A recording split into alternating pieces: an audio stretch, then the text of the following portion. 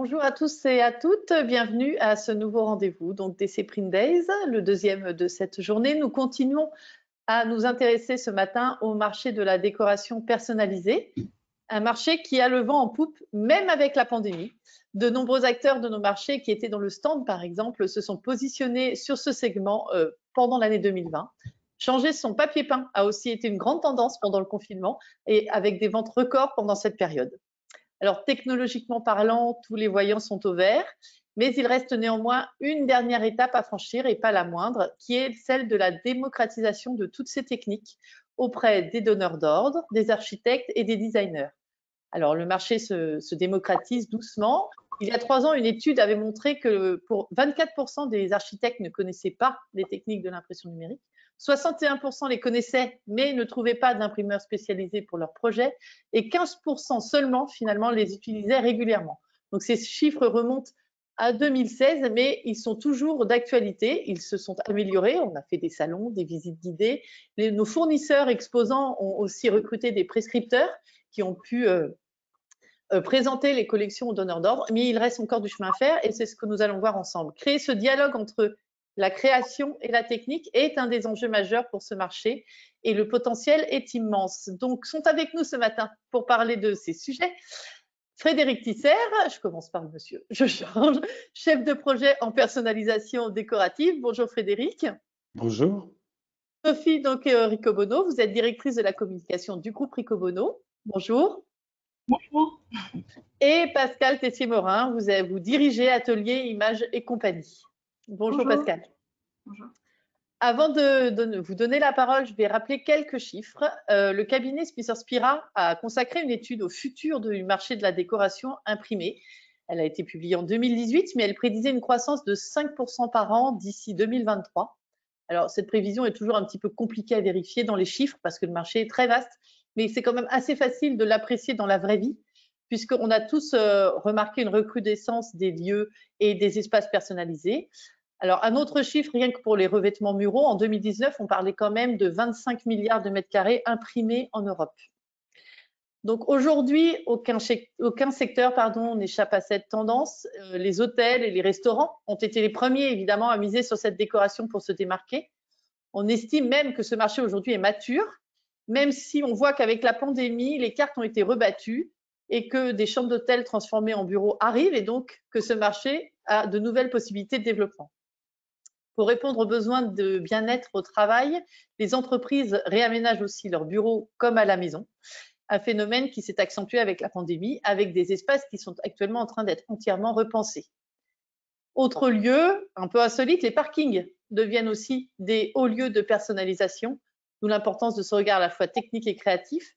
On avait aussi une plateforme pétrolière, décorer ses locaux pour améliorer le bien-être de ses salariés. Donc, tous les champs des possibles sont ouverts. Aujourd'hui, enfin, ce sont les hôpitaux, les lieux de santé, les écoles qui entrent dans la danse et qui utilisent la décoration imprimée pour ses vertus thérapeutiques et éducatives, ce qui me fait une transition toute trouvée pour vous donner la parole, Sophie, parce que quand on parle de décoration et de personnalisation décorative, de quoi parle-t-on aujourd'hui? Donc, je vous propose de prendre la direction de Fréjus avec vous, Sophie, pour nous présenter un projet que l'agence de votre groupe a réalisé pour l'école Saint-François de Paul, donc à Fréjus. Je précise avant de vous donner la parole que ce projet a été récompensé par un prix Iconador dans la catégorie marquage et décor. Les Iconador, pour ceux qui ne le connaissent pas, c'est le concours de création organisé par eVision. Sophie, on suit le guide. À vous de nous présenter ce projet. Donc, c'est un projet qui a été mené avec le directeur de l'école. C'est un projet pédagogique, c'est pas juste des animaux posés sur des murs. C'est la première fois qu'on expérimentait vraiment ceci aussi. C'est pas juste décorer une partie. Là, ça correspond à 350 mètres carrés. Donc, en fait, on s'est basé sur les dynamiques d'espace et les espaces existants, sachant que c'est une école maternelle et primaire. Et on a divisé l'école en 3 au travers de climat. Donc, il y a la zone polaire, la zone tempérée et la zone tropicale qui correspondent aux différents âges. Et puis, on a repris, dans ce cas de projet pédagogique, la faune et la flore de la planète et qui correspondaient à chaque climat. Et on retrouve les animaux correspondant à l'intérieur sur les vitres à l'extérieur. Donc, les climats sont respectés à chaque fois. c'est aussi une réalisation qui est très technique parce qu'il a fallu en quelques jours poser pendant des vacances la totalité et c'était écologique parce qu'il nous tenait à cœur d'avoir des supports vraiment qui correspondent à l'accueil des enfants avec des encres à base d'eau, technologie HP latex, mais aussi on a tous nos partenaires qui ont joué le jeu et qui nous ont trouvé les meilleurs supports pour accompagner ce projet. Alors juste pour revenir sur la jeunesse de ce projet, au départ, le brief n'était pas du tout celui-là. C'est vous qui avez amené cette créativité, si je me souviens bien. Oui, Il y avait l'idée de masquer simplement des vitres. Et là encore, on avait l'exemple d'un donneur d'ordre. Alors, c'est un directeur d'école, on va peut-être, il n'est pas forcément architecte, mais il n'avait pas idée de tout ce qu'il était possible de faire en fait en termes de décoration, y compris en termes d'impact. Puis on était parti sur le monde marin et on a vite vu que de placer des animaux sur des murs, ça pouvait pas fonctionner. Donc on a travaillé avec une designer et on a vraiment réfléchi en termes d'espace, de dynamique, de produits, de médias. C'était vraiment toute une réflexion. Et on est vraiment ravis du résultat aujourd'hui et ça tient toujours. Donc c'était aussi quelque chose qui était important parce qu'une école, il y a de la vie, ça bouge et donc il fallait que le projet soit viable à long terme. On ne peut pas intervenir régulièrement, donc c'était vraiment intéressant de ce côté-là. Et puis on a intégré des personnages aussi, donc un petit garçon et une petite fille auxquels les enfants peuvent vraiment s'identifier. Il y avait des animaux aussi comme un perroquet qu'on retrouve sur chaque mur, un chien.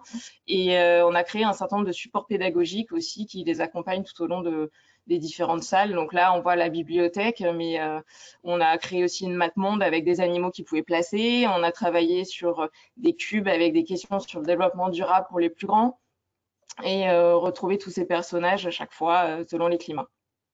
Oui, donc d'un On a aussi simple créé projet de, oui, d'un simple projet et pour masquer des vitres, un vrai projet éducatif en fait. oui, c'est au lieu d'un projet de sécurisation, ça s'est transformé en un projet pédagogique. D'accord. Aujourd'hui, vous avez des retours du maître d'école, enfin du directeur de l'école, vous avez fait Et des des enquêtes, parents de oui. et oui, c'est un vrai bonheur. Les enfants sont contents de venir à l'école. Là, moi, ma plus belle satisfaction, c'était de voir les expressions de curiosité, la joie des enfants quand ils ont couru dans leur école, quand on a ouvert les portes et qu'ils ont eu cette surprise-là. Donc, les plus grands étaient venus à l'imprimerie pour voir comment ça se passe. Donc, ils ont pu vraiment, en plus, dans le cadre pédagogique, comprendre ce qui s'était passé entre le moment où on avait dessiné quelque chose et ça s'est retrouvé sur les murs, mais ils ne savaient pas exactement ce qui allait être sur les murs. Donc, on a une vidéo qui retrace vraiment la surprise des enfants. Et quelques mois et années après, on voit qu'ils sont toujours contents. Ils ont peut-être moins cette surprise, mais on sent qu'il y a une atmosphère qui a été créée et qu'on s'y sent bien. Donc c'est comme ça que vous parlez de print éducatif. Donc cette approche que vous avez eue avec ce client en particulier, est-ce qu'elle a nourri ensuite votre approche générale sur ce marché de la décoration? Est-ce que pour vos autres clients aussi, ce travail du fichier finalement et du projet, parce qu'on n'imprime pas n'importe quoi sur un mur finalement, c'est pas une simple déco, c'est ce qu'on voit. Est-ce que vous avez pu porter cette idée auprès de vos autres clients qui sont dans des secteurs tout à fait différents? On va voir une slide. Est-ce que c'est aussi une idée que vous amenez à vos clients? Oui, alors là, on voit différents projets qui n'ont rien à voir avec l'école. On a Oui. donc des vestiaires d'une équipe de football de l'OGC Nice. On a un projet pour Protec. Ils sont spécialisés dans des solutions d'esthétique automobile pour des automobiles de luxe. Donc là, on va retrouver un circuit sur les murs, une vue. Donc là, c'est vraiment eux qui ont créé leur design, mais c'était des échanges à chaque fois pour trouver le bon média qui va correspondre et tenir dans le temps, mais avec cette recherche écologique aussi qui nous tient à cœur depuis longtemps, mais que les clients apprécient. Et là, c'est un showroom, on a vraiment l'impression de se retrouver dans l'univers automobile, et donc ça rajoute quelque chose au lieu. Et puis on a aussi ces palissades avec des visuels 3D. C'est une création pour un centre commercial qui faisait une extension à Nice, Lingostière. Et là, donc le but, c'est de cacher des travaux qui sont pas toujours agréables à regarder avec du ciment et des lieux qui sont pas forcément finalisé alors qu'il peut y avoir du passage et de faire rêver un petit peu les clients qui vont passer par là. Et donc, on a recréé des visuels 3D des futures boutiques. Et là aussi, c'est tout à fait en accord avec le client. C'était sa demande et après, à nous d'être force de proposition et d'aller plus loin. Mais il y a vraiment un travail avec les valeurs des entreprises, ça s'applique aussi dans les bureaux et c'est vraiment des échanges qui ont lieu à chaque fois. Et une dernière question, est-ce que en interne, vous avez toutes ces compétences design ou est-ce que vous travaillez aussi ou avec des artistes, des designers indépendants pour différents types de projets qui peuvent être amenés par les marques aussi, mais comment est-ce que ça se... Voilà, tout dépend des projets. C'est-à-dire qu'on a des marques qui ont vraiment une charte très précise, qui ont déjà leurs designers, qui ont vraiment réfléchi en amont à ce qu'ils souhaitent dégager d'un lieu et cette atmosphère dont je parlais déjà. Et puis parfois, on se retrouve avec un chef d'entreprise qui a une idée mais qui sait pas trop comment le réaliser. Donc, on a nos designers qui sont spécialisés dans la scénarisation, mais on a vraiment des petits et des très grands projets. Donc, on sait s'adapter en fonction des demandes. Et si un client arrive avec son designer, on trouve que c'est au contraire plus enrichissant de travailler ensemble plutôt que de dire bah, nous on sait tout faire et suivez-nous parce qu'il y a vraiment quelque chose à construire ensemble. Mais c'est que vraiment, je pense qu'on va l'aborder tout au long de cette conférence, mais le fichier est primordial. Et c'est pas juste prendre une image sur une banque de données et la plaquer sur un mur. Il y a vraiment toute une réflexion autour. Ce qui me fait une transition avec vous, Frédéric. Donc, vous êtes un expert du secteur et chef de projet en personnalisation décorative. Donc, vous avez vu toutes les évolutions de ce secteur. Et dans votre approche, je crois que justement, le travail du fichier numérique aujourd'hui est essentiel et même clé. Oui, c'est la clé en fait. Sur ce marché, on voit bien que on commence à avoir une certaine maturité au niveau des imprimeurs. On a des supports extrêmement variés avec des caractéristiques techniques c'est un petit peu la caverne d'Ali Baba finalement, que de tous ces différents matériaux. Et je dirais que le principal problème qu'on a maintenant, j'en discutais une fois avec Jean-Philippe Nuel, c'est que l'impression numérique doit quelque part, qui est architecte d'intérieur, tout à fait spécialisé dans l'hôtellerie, et qui disait que finalement, l'impression numérique doit avoir sa transition. 2010, c'était en gros l'arrivée de ces techniques. Donc, les designers ont commencé à jouer avec, on a fait des expérimentations. Et il disait, 2020, le rebond viendra par rapport aux fichiers numériques. C'est-à-dire que, pour faire simple, il faut passer d'un réflexe un peu de la profession qui est un réflexe de communication. C'est un monde qui vient de l'enseigne. Et donc, on venait mettre des horaires, on venait à quelque chose de plus décoratif, sans perdre la communication, mais faire des choses plus subtiles, moins basiques en fait, hein, parce que la décoration intérieure, c'est pas forcément appliquer un logo d'une entreprise avec une photo. On peut aller plus loin. Et ces techniques, on en est vraiment qu'au début. Et donc, la partie importante, ça va être la partie effectivement de fichier numérique, mais aussi la partie en amont, c'est-à-dire définir avec le client de quoi il a envie, et puis de l'emmener aussi un petit peu plus loin que ce qu'il avait pensé. C'est ce que disait Sophie avec l'exemple de l'école, c'est-à-dire qu'on n'est pas toujours face à des architectes, dont c'est le métier.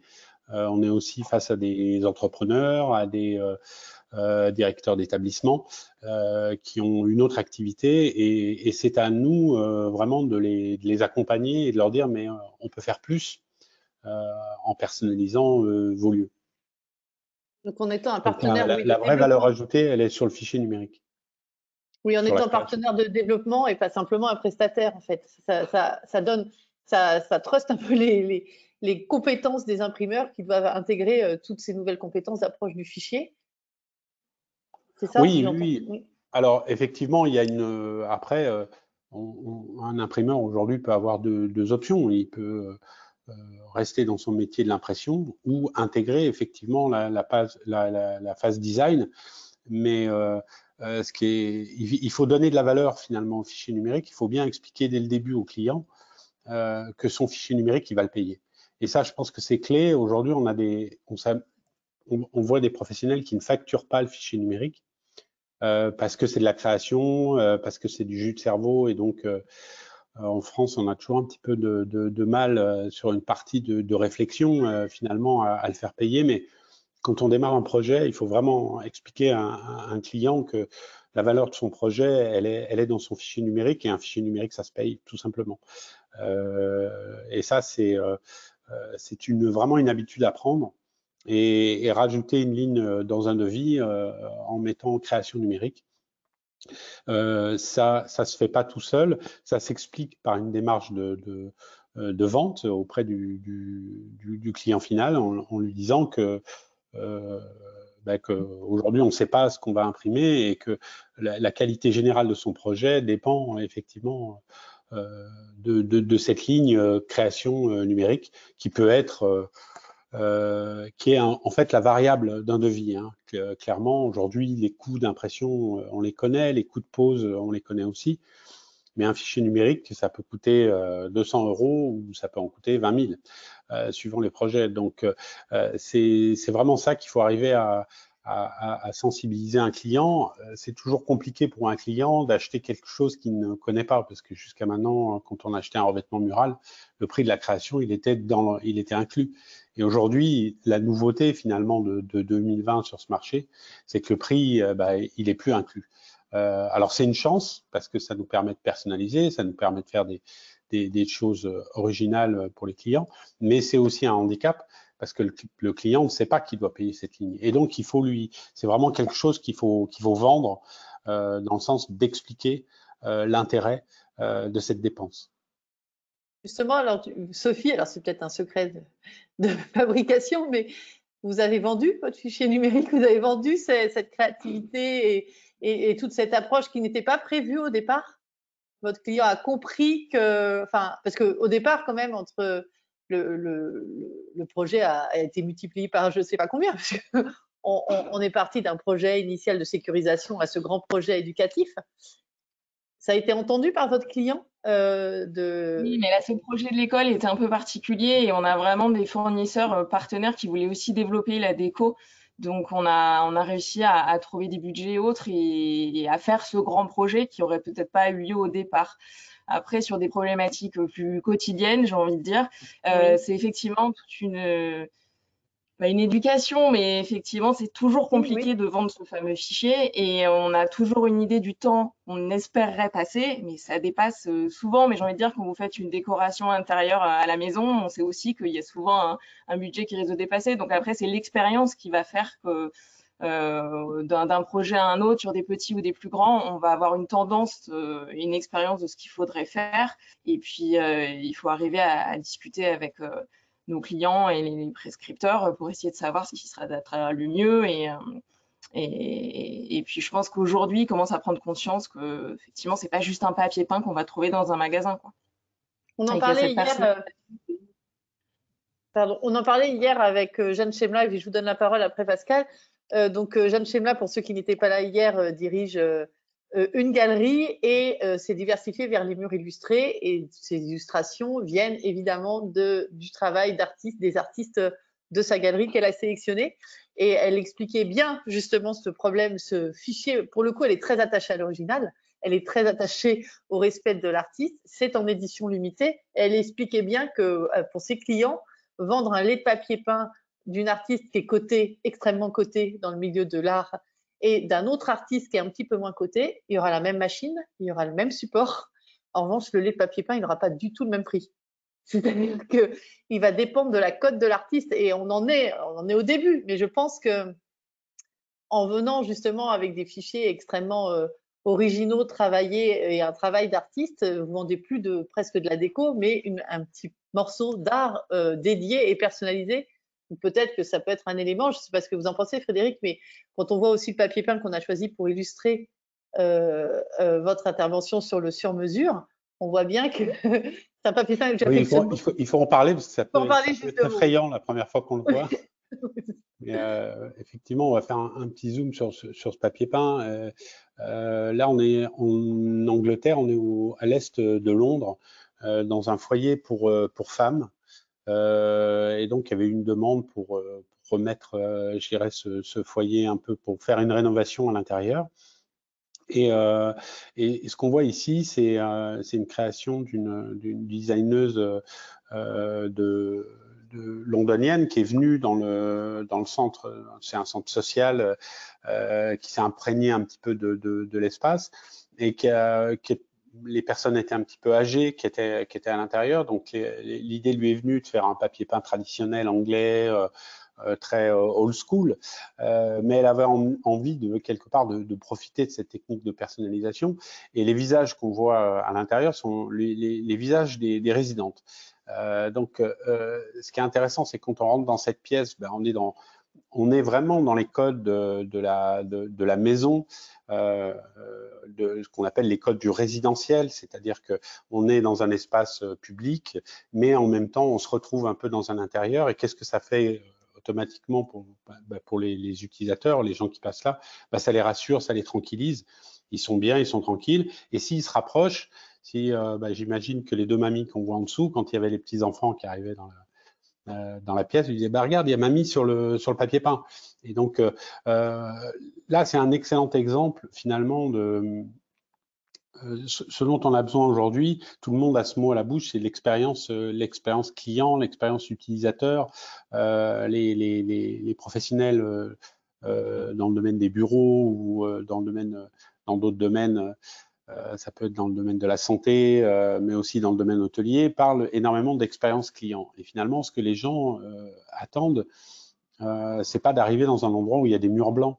Parce que si on arrive dans un endroit où il y a des murs blancs, quelque part, on laisse le choix aux visiteurs d'avoir son cerveau qui part un petit peu partout. Alors que quand on va avoir une démarche en amont avec le propriétaire des lieux, ou le locataire des lieux, parce que ça peut être aussi beaucoup pour des entreprises qui louent des bureaux, c'est lui qui va prendre la main pour faire ce parcours client. Et c'est lui qui va dire à ses clients ce qu'il veut. Alors, l'idée, encore une fois, c'est pas de mettre un logo et de dire voilà, je fais des machines-outils et puis de mettre en photo un carburateur, parce que ça fait pas vraiment rêver. Et puis aussi parce que on peut utiliser les murs pour communiquer, mais pas que. Les murs, c'est aussi un facteur d'ambiance. On parle de bien-être et on doit se sentir bien dans un endroit. Et si vous rentrez dans une pièce où vous avez des photos grand format sur les 4 murs, vous allez voir, c'est pas agréable de passer un moment dans cette pièce-là parce que on n'a pas envie de ça. On peut avoir une photo effectivement grand format dans un coin, mais les 3 autres murs, ils doivent être là pour calmer un peu les choses. Et l'exemple de ce fichier finalement qu'on voit en dessous, de ce papier peint qu'on voit en dessous, c'est qu'à la fois on personnalise, à la fois ce papier peint il peut être mis que dans ce lieu, mais en même temps on respecte finalement l'histoire des arts décoratifs, ce que les gens ont l'habitude de voir dans des intérieurs. Et amener le résidentiel aujourd'hui dans les bureaux, on parle beaucoup des bureaux Google, qui sont un peu la tarte à la crème dans le secteur, mais amener les codes de la décoration intérieure dans les hôtels, ça a été fait dans les années 2010-2020. Les amener maintenant dans les bureaux et dans le monde hospitalier, dans le monde de l'éducation, je le mettrai à part, ça demande beaucoup de subtilité. Et voilà, on peut faire de la communication, mais il ne faut pas en faire trop. Voilà pour moi ce qui illustre ce papier peint. Petit aparté, derrière moi, vous voyez, vous avez un mur en toile tendue également, et donc ça peut paraître représenter une œuvre d'art. Il faut juste savoir que le bleu qui a été choisi, c'est le bleu exact de notre logo 656 éditions. Donc oui, on n'a pas plaqué des photos de l'équipe, voilà, mais c'est pour rappeler aussi les codes couleurs au moins de notre entreprise. Pascal, je me tourne désormais vers vous, puisque vous arrivez, vous, sur ce marché aussi. Donc, vous êtes riche de toutes ces 10 années passées à développer ce marché. Donc, Atelier Images et compagnie, je rappelle, l'entreprise que vous dirigez est historiquement spécialisée dans l'impression numérique grand format et la communication événementielle. Et en 2020, je le disais en introduction, vous avez décidé d'ajouter une nouvelle corde à votre arc et développer une offre de décoration murale. Vous avez appuyé cette diversification par plusieurs investissements pendant l'année 2020. Et aussi la construction, vous êtes en train de construire des partenariats avec le monde de la création. Donc on suit toujours cette idée. Je vous laisse nous expliquer votre stratégie. Oui, écoutez, c'est venu un peu naturellement parce que un peu par certains clients traditionnels photographes qui nous font confiance depuis un certain nombre d'années. Et donc, je vais rebondir à ce qui a été dit précédemment, c'est-à-dire qu'ils avaient vraiment le goût d'un travail bien fait, de fichiers travaillés qui respectaient leur œuvre. Et un peu naturellement, je me suis dit, ben, je vais continuer à m'adresser à des artistes, à des designers, des décorateurs qui, eux, ont cette compétence de la création. Et moi, j'espère, montré qu'on avait la compétence technique pour mettre en œuvre ce qu'ils vont créer. Voilà, donc effectivement, on a fait une gamme de papier peint un peu technique pour répondre à différents besoins des décorateurs. De l'aqua paper très mat ou un peu plus satiné, avec des papiers pré-encollés, avec parfois on triche un peu, on leur parle aussi de vinyle texturé pour leur permettre de faire des choses un petit peu différentes ou dans des contextes, on va dire, humides, comme autour d'une piscine, autour de points d'eau. Voilà, donc on essaye effectivement de leur donner de la technique pour répondre aussi à leurs besoins créatifs. Et aujourd'hui, donc, oui, allez-y. Oui, je rebondis aussi à ce qui a été dit précédemment. Voilà, je mets tout de suite en avant, effectivement, qu'il y a un vrai travail du studio. Voilà, avant de poser, on va regarder les créations, on va regarder comment c'est fait et on va proposer du sur-mesure, des laits sur-mesure qui vont ne pas dénaturer, au contraire, encore plus embellir leurs œuvres. Et donc, les photographes sont prêts. Alors, vous ne travaillez pas, je crois, qu'avec que des photographes. Vous avez aussi accueilli dans votre atelier, dans ce travail d'acculturation, en fait, autour des nouveaux supports. Vous accueillez des entreprises du patrimoine vivant, des artistes, des illustrateurs. Et donc, ils sont prêts aussi, eux, parce que c'est l'autre partie de l'histoire, à transposer leur création sur d'autres supports ou en très grand format. Il y a aussi une appétence de ce côté-là? Oui, et le grand format, ils ont parfois des révélations. Ils trouvent que leur œuvre en grand, ils sont. Alors, comme tout à l'heure en parlait Sophie, il y avait les enfants qui s'extasiaient devant leur école. C'est vrai que je trouve ça aussi beau de voir certains artistes qui ont l'habitude de voir leurs œuvres en tout petit, tout à coup de les voir en grand, et trouver ça extraordinaire, enfin, et avoir un vrai plaisir. Voilà, donc c'est vrai que de les amener à ce grand format, c'est une satisfaction pour nous. C'est vrai que, mais bon, c'est vrai qu'il faut expliquer, il faut dire comment ça se passe. Enfin bon, c'est vrai qu'il y a un vrai travail de notre part aussi. Mais il y en a certains, comme vous l'avez dit aussi avant, qui connaissent déjà, hein, qui savent comment ça marche, parce qu'ils ont fait ça dans les restaurants, ils ont fait ça dans les hôtels.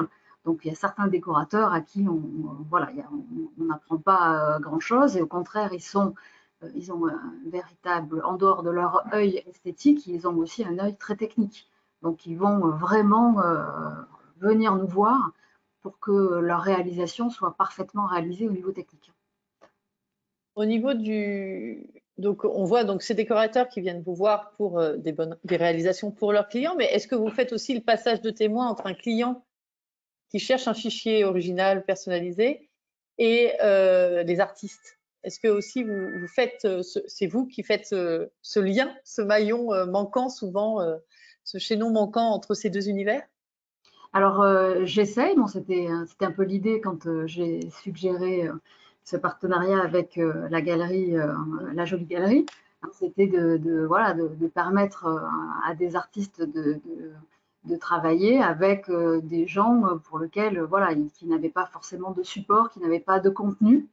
Et effectivement, parfois on nous le demande, hein, aujourd'hui encore, ça s'est produit hier notamment, où voilà, des archives d'intérieur ont des idées de thèmes, mais pas forcément le contenu, et ils vont nous demander du contenu. Donc on est à même aujourd'hui soit de faire appel à des directeurs artistiques, soit à des décorateurs, soit effectivement à des artistes via ces collaborations avec des galeries. Et donc Mais se repose, oui. on en est au démarrage. Oui. Et se repose du coup cette fameuse question qu'on évoquait tout à l'heure avec Frédéric, du coût de ce fichier finalement. Donc les personnes qui vous demandent de les mettre en relation, enfin de créer cet écosystème créatif pour leur décoration, ont cette idée qu'il y aura un poste supplémentaire, c'est-à-dire qu'ils auront à payer cette création justement et à ce fichier. Je leur dis tout de suite, et quand il n'y a même pas la création, qu'il y a eux-mêmes qui apportent une œuvre, je leur parle aussi de ce coût de traitement de fichier. De traitement du fichier. Voilà. Donc c'est un peu inhabituel, c'est vrai, et c'est aussi inhabituel, et vous le disiez Frédéric, pour nous, imprimeurs, il faut qu'on se fasse un peu violence pour l'introduire, mais à partir du moment où voilà, on travaille sur du beau avec du beau, il faut dire que c'est du travail aussi intellectuel et long de travailler les fichiers pour qu'il y ait vraiment un rendu après sur la machine, sur le support, qui soit parfait. Alors, on va voir hein, effectivement comment ça se traduit. En tout cas, moi, j'essaie de l'introduire tout de suite pour le futur, parce qu'effectivement, il faut absolument qu'on le dise tout de suite pour qu'il n'y ait plus de surprise et que ça soit dans les habitudes. Voilà. Donc, certains l'entendent plus que d'autres. Je pense que le fait, Frédéric, qu'il y ait de plus en plus de projets effectivement personnalisés avec l'impact que ça a, ne serait-ce qu'aussi en termes de communication pour des marques qui suivent cette démarche, peut-être à aider justement les imprimeurs à valoriser cette partie du travail qui n'est pas forcément valorisée jusqu'ici. Ben, on voit bien que finalement, quand on faisait les banderoles du club de foot local, il n'y avait pas besoin de mettre un budget sur le fichier numérique. On tapait 3 mots, on insérait un logo. Donc, on parlait tout à l'heure de toutes ces entreprises qui veulent aller, enfin, ces imprimeurs qui se disent, mais moi j'ai des secteur de l'événementiel qui va un petit peu, qui est difficile, le C-Print qui nous parle de décoration et ça me donne envie d'y aller. Je pense qu'on est sur un changement de paradigme industriel en ce moment où justement, avant, c'est important de comprendre l'histoire des papiers peints. Avant, cette création numérique, elle était intégrée. Et quand un client achetait un papier peint, il achetait un rouleau avec la création et l'impression. Et aujourd'hui, ces deux budgets sont séparés. C'est une chance énorme parce que ça nous permet d'aller sur du sur-mesure, sur de la personnalisation. Par contre, à un moment donné, c'est vrai que c'est toujours difficile de rajouter une ligne sur un devis. Vous allez forcément avoir des clients qui vont vous dire mais quoi, ça vous me le comptiez pas avant. Mais c'est clé. Ça n'empêche pas derrière de pouvoir j'irais faire une remise ou trouver des solutions, mais c'est important que dès le début du projet, de faire passer le message au client, de lui dire voilà, la valeur ajoutée de ce qu'on est en train de faire, elle est sur la partie de fichier numérique. C'est vraiment, et je rebondis sur ce que disait Pascal, dans un fichier numérique, il y a une partie technique qu'il faut surtout pas négliger. Il y a une partie création. On va demander aujourd'hui aux imprimeurs de savoir travailler sur un coloris du nuancier Tollens. On va leur dire, ben voilà, sur le nuancier Tollens, moi j'ai un vert d'eau bien particulier, c'est ce vert-là. Donc ça veut dire que les imprimeurs qui seront spécialisés là-dedans, déjà ils les auront ces nuanciers. On ne peut pas travailler qu'avec le RAL quand on travaille en décoration parce que c'est un nuancier industriel. Et quand on veut avoir des subtilités de couleurs, bon ben voilà. Et il peut y avoir plusieurs lignes dans la création numérique et notamment étalonnage couleur. Et quand on parle d'étalonnage couleur, c'est un étalonnage couleur fin. Et il n'y a rien de pire qu'un architecte qui demande à un imprimeur « j'ai envie d'avoir tel RAL », par exemple, et que l'imprimeur lui dit « ah bah non, non, ça prend trop de temps, non, vous aurez la couleur, on fera… » Non, c'est un vrai plus et c'est des choses qui sont vendables, qui sont valorisables et que le client final est prêt à payer. De pouvoir avoir le rouge du tableau qui est derrière ou le bleu de ma chemise sur un revêtement mural, pour un architecte, c'est clé parce que ça veut dire que son revêtement mural, il va s'intégrer complètement à l'intérieur d'une pièce. Et ça, aujourd'hui, c'est des choses qui peuvent se vendre, c'est des choses qui sont valorisables et que le client final va dire, bah oui, moi je suis d'accord pour payer pour ça. Donc, on voit que c'est pas juste une ligne. Il y a collaboration avec. Alors, on a beaucoup parlé d'artistes, mais moi, je parle aussi de ces nouveaux wall designers. Pourquoi? Parce que quand on s'aperçoit que il faut pas restreindre ce marché-là à seulement faire des grands panoramiques dans des lieux. On peut faire aussi du papier peint. C'est-à-dire des choses beaucoup plus douces, beaucoup plus subtiles, mais qui vont être créées sur mesure. Et là, c'est pas un artiste dont on aura besoin, il y a toute une partie de wall designer, enfin qui étaient des. Alors ils viennent un petit peu de partout, ils viennent du monde du papier peint notamment, avec des gens qui fabriquaient des motifs et puis qui ont bien vu l'évolution. Ils travaillaient déjà avec des fichiers numériques et ils font des fichiers un petit peu plus grands. Voilà, cette ligne-là, c'est pas seulement une ligne, elle peut être, il peut y avoir, voilà, fichier numérique, donc création, conception, calage couleur, etc. Et puis on parlait aussi, bien sûr, des définitions. Un fichier numérique, il faut que quand on est imprimé en 5 mètres par 3, il faut quand même avoir un fichier de qualité et il peut y avoir aussi une ligne remise en état du fichier. Enfin, je ne sais pas, tout est à créer, mais en tout cas, clairement, et puis il faut pas penser qu'un client, quand on va lui dire je vais vous rajouter une ligne sur votre devis, il va nous accueillir en souriant. Bien sûr qu'il nous dit bah non, je veux pas. Mais si on lui explique et si on fait de la pédagogie, qu'on lui dit bah voilà, je vais vous facturer quelque chose, mais ça a de la valeur et ça va être profitable pour vous, bah, quelque part. Mais après, je comprends que ça prend du temps. Et donc, c'est Ouais, le je grand voudrais défi. Oui, Sophie.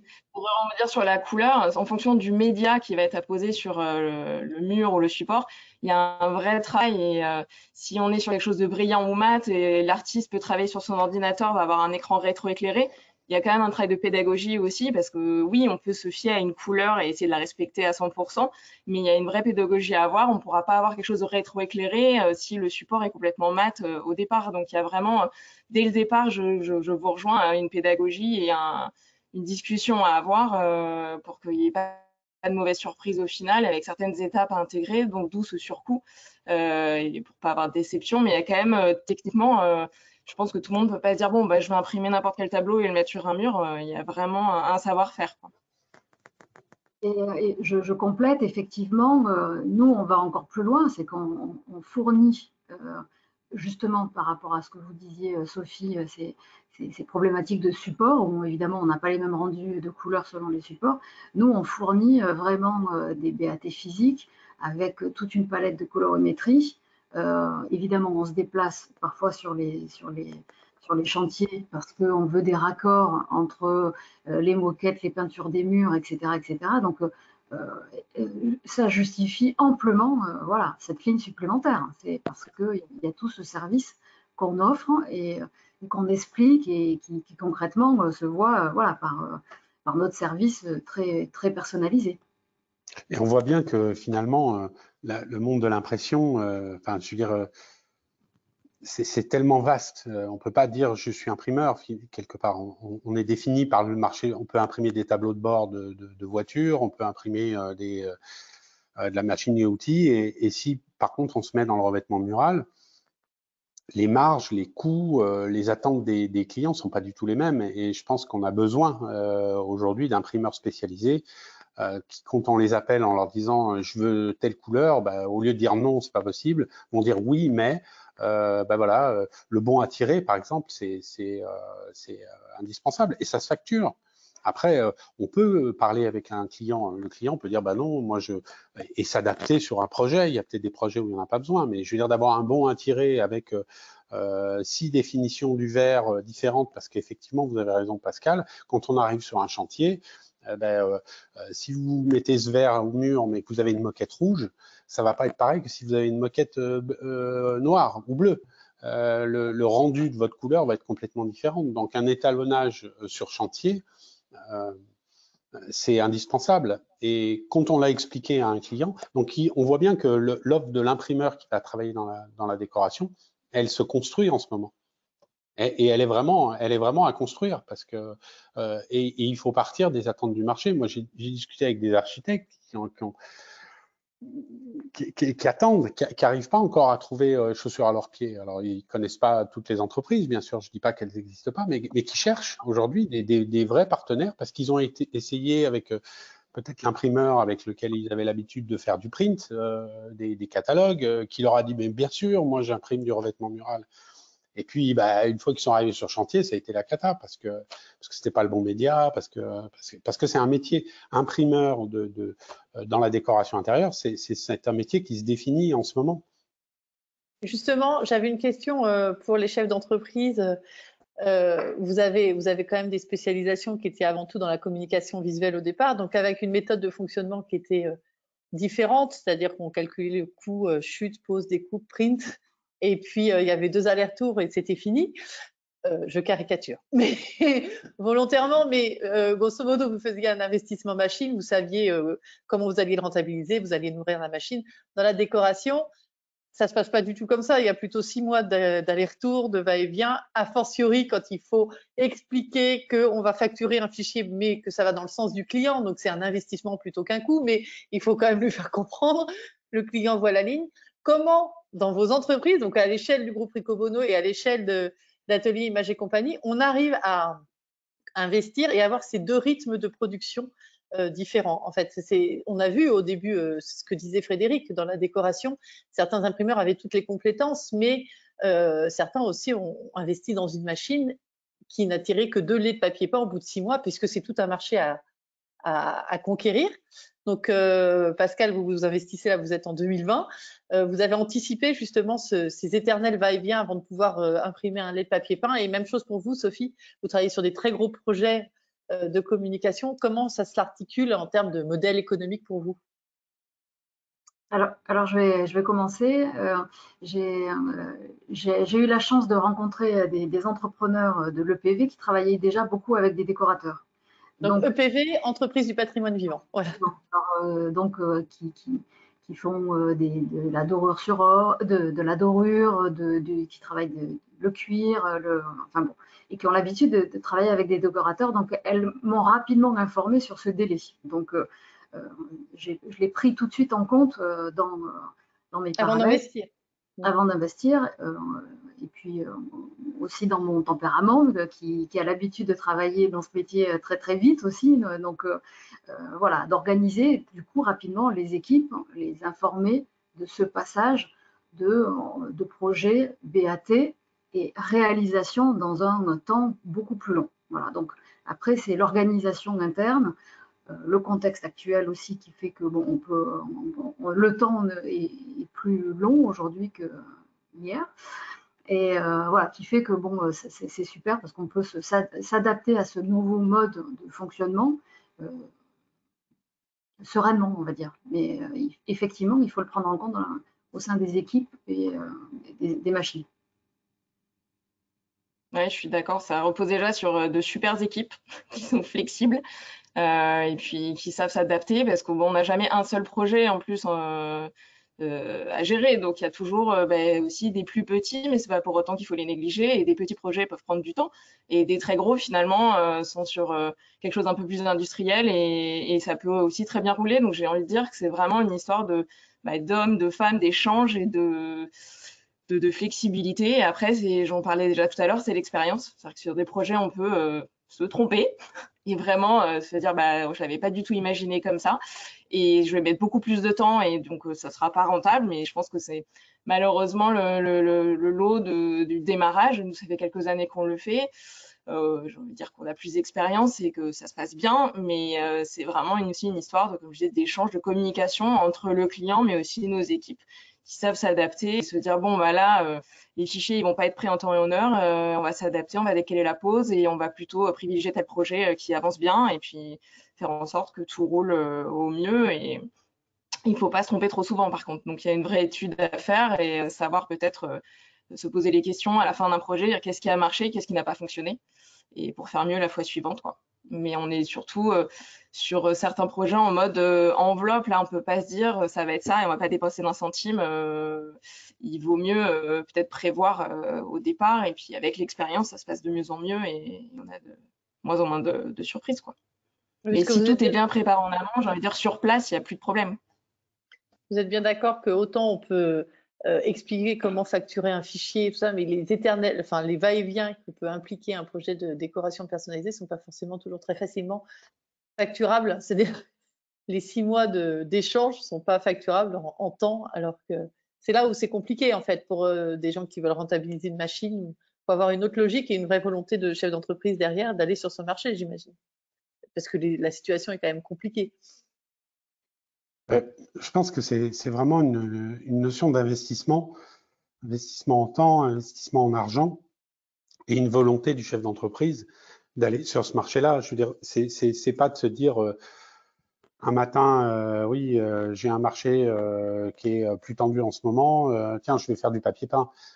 Non, c'est vraiment, si on peut faire, si ces print days peuvent servir à ça, c'est vraiment de se dire, faut qu'il y ait une volonté, faut qu'il y ait une envie du chef d'entreprise. Ça passe par des investissements forcément machines. Et comme le disait Sophie, c'est aussi des investissements en méthodologie au sein des ateliers, mais aussi au niveau des équipes de vente, sur la manière de, on n'appréhende pas un architecte comme on appréhende un autre client. Et il y a vraiment cette notion d'investissement parce que ce marché, il est nouveau et on a besoin à tous les niveaux d'aller expliquer au client, de lui dire les allers-retours. On peut dire à un client, voilà, votre fichier numérique, c'est 3 allers-retours. S'il y en a plus, ça sera facturé. Mais quand c'est dit en amont, et ça peut venir d'une expérience. Effectivement, on a travaillé sur un fichier, on fait un retour d'expérience derrière, on se dit, tiens, on a travaillé sur un projet, pardon, on fait un retour d'expérience à la fin, on se dit, tiens, on n'a pas gagné d'argent, où est-ce qu'on en a perdu? La prochaine fois, on expliquera au client que voilà, la personnalisation, c'est pas open bar, c'est pas, et elle arrive le lundi matin, j'ai parlé à ma belle-sœur, elle m'a dit, ah non, on va pas faire des pingouins, on va faire l'univers, je sais pas, de la moto. Non, oui, on peut le faire, mais on va vous le facturer. Et ça aussi, c'est important parce que on est devant une page blanche quelque part. Et il faut que tout le monde gagne sa vie dedans, parce que sinon, on est là pour gagner notre vie. Donc, mais si c'est bien expliqué en amont au niveau du client, lui dire voilà, on va personnaliser quelque chose chez vous, mais voilà, à un moment donné, il faut que vous vous positionniez, il faut qu'on ait un brief clair au départ, et puis des allers-retours, il y en a pas 10. Merci beaucoup. J'espère que cette conférence, en tout cas, aura donné aux nombreux participants qui sont derrière leur écran avec nous les clés de ce marché suite à vos différents témoignages. J'ai une question d'un jeune imprimeur, petit imprimeur, je sais pas, petit imprimeur qui aimerait se lancer sur ce marché et il a entendu le mot de wall designer. Mais où sont-ils, me dit-il? Comment est-ce que je peux voilà, parce que ce métier, c'est vrai, est assez nouveau dans le design. Le wall designer en France, ça reste encore peu démocratisé là aussi. Donc voilà, c'est cette recherche, où sont-ils, comment je peux m'adresser et où trouver des wall designers. Frédéric, je vous laisse votre carte. Excellente question. Oui. Je dirais que on parlait d'investissement, investissement en temps, il faut les trouver. Parce qu'il n'y a pas une école de wall designer, par exemple. Quand vous parlez aujourd'hui aux écoles de gens qui travaillent dans l'infographie, dans le graphisme, ça n'existe pas. Et donc, c'est en train de se faire. Donc, c'est aussi la page blanche. Il faut chercher. Il faut être curieux. Mais parfois, ils se cachent dans nos équipes, dans nos studios, et on découvre des talents. Là, tout à l'heure, vous montriez les échantillons qu'on a sortis, notamment de poissons, et puis toute la gamme que l'on a faite, en fait, on l'a construite nous avec notre studio. Donc voilà, c'est un travail d'équipe, c'est un travail avec des artistes aussi. C'est sûr que voilà, c'est en train de se créer, mais bon, je pense qu'il y a des jeunes gens graphistes qui peuvent aussi avoir des talents et qui peuvent s'y mettre aussi. Hein. Oui, ça peut être un débouché pour des designers qui nous écoutent. Oui. Il peut y avoir une vraie demande. Et j'ai une autre question toujours autour du design, mais c'est par rapport aux méthodes de design thinking. Normalement, par rapport au projet de l'école, on me demande est-ce que c'est aussi à intégrer, c'est-à-dire que Jeanne Chemla de la Jolie Galerie me disait hier qu'elle travaille aussi avec des architectes pour placer le visuel au bon endroit et que ça se fait pas n'importe comment en fait. On met pas les papiers peints n'importe où non plus. Et donc cette approche de design thinking aussi, c'est quelque chose qui vient dans le secteur. Ah, complètement. Sur des projets comme l'école, il fallait vraiment réfléchir. On interrogeait aussi les instituteurs, à savoir quel mur était disponible ou pas. Et il fallait pas non plus que ça perturbe les enfants. Et il fallait qu'ils travaillent quand même. Donc, il y avait un certain nombre de contraintes aussi. Et on peut pas faire ce qu'on veut exactement où on veut dans une école. Et puis après, il y a vraiment la connaissance de la designer qui s'est mise à la place des enfants pour que les animaux soient à leur hauteur, parce que le design, c'est aussi se mettre à la place de la personne qui est concernée, l'utilisateur. Donc là aussi, il y a un vrai design thinking au départ, et d'où on n'a pas juste mis un animal sur un mur, on a réfléchi au climat parce qu'il y avait 3 zones avec des dynamiques particulières. Donc là, sur des projets comme ça, on va beaucoup plus loin. Mais je pense qu'on peut faire des choses aussi beaucoup plus simples sur une déco de bureau, mais en réfléchissant au flux de personnes, là, on va intégrer telle ou telle chose. Oui, ça va un peu plus loin que le design graphique, j'ai envie de dire. Donc, écoutez, merci beaucoup. Merci à tous ceux qui nous ont écoutés aujourd'hui. Sachez évidemment que cet entretien et ce webinaire a été enregistré et sera disponible en replay à partir de la semaine prochaine sur le site du salon, salon-cprint.com. Frédéric parlait de caverne d'Alibaba. Eh bien, écoutez, la caverne d'Alibaba des fournisseurs et des solutions d'impression, elle ouvrira ses portes le 8 juin. Ça sera le Cprint Lyon.